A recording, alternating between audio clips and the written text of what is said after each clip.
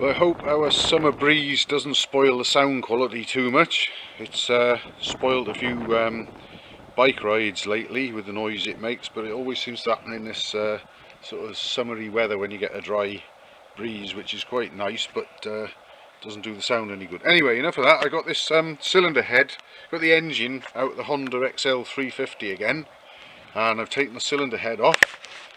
And what I'm going to try and do, as I suspect that the head may be porous or cracked, I'm going to find out hopefully.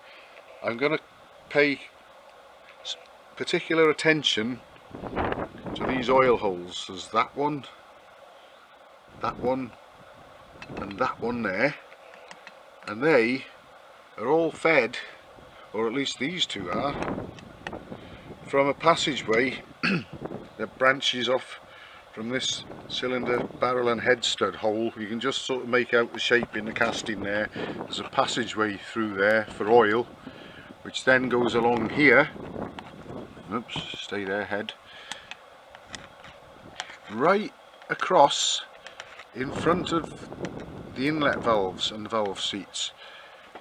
And you can just see where the passageway has been drilled through wherever it needs to go and then plugged in order to send the oil up to these. So my thinking is, having seen that oiliness down the inlet port, if I pour something in there, a solvent, well, I've actually got some old discarded petrol there I'm going to start with and see what happens with that. I know that the valves are seating and holding compression well, so they should be able to hold petrol or solvent. And what I'm going to do is I'm going to fill up the inlet port, and then I'm going to watch these and even this at the underside of the gasket face, and just see if any petrol happens to get through there to sort of tell me if I'm on the right track. So here we go. Hopefully I've got enough of this old stuff here, and if this doesn't show anything, then I'll put some clutch and brake cleaner in there. Let's fill it up.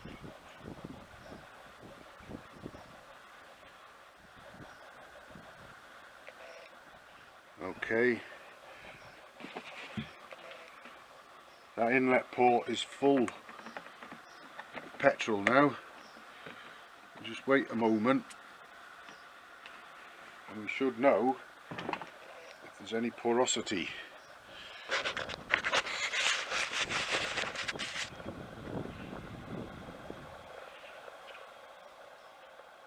It would be nice if nothing came through, obviously, because then I'd suspect a gasket issue, or even at this point, regardless of them gapping up well, perhaps get another set of piston rings, although I'd be really surprised if they're the culprit for all that smoke. So rather than stand around here waiting, I'll switch off the camera and rather than bore everyone to tears, and I'll come back to it in about 10 minutes and see if there's any signs of any trouble. Here I am back with this Honda XL 350 cylinder head, and I suppose about an hour has gone by now. It's been sat with petrol there in the inlet port. I think the camera can just about pick it up there, sloshing around.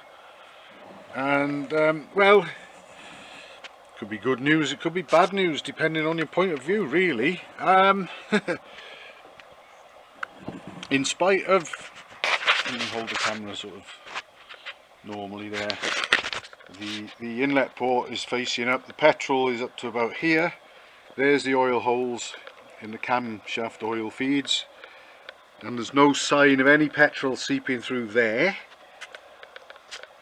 or from those two plugged drillings. There's the sort of channel or chamber that the oil passes through.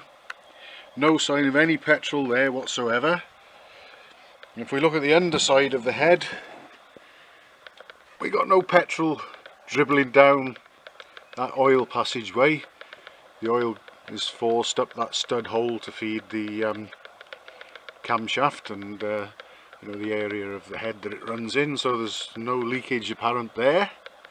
The valves even appear to be dry, as does the hemisphere of the cylinder head. Oh, we've got a little assistant there checking out the rolling chassis.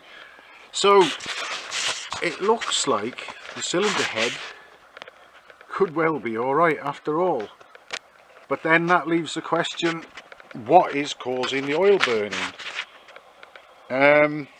We've got a new cylinder head gasket here which the owner went to quite a bit of trouble to get, and that doesn't appear to be any different in design, shape or size to the one that was fitted previously, so I don't think it's a head gasket issue that we've had, although obviously if and when the engine goes back together again, of course I'll fit the new one.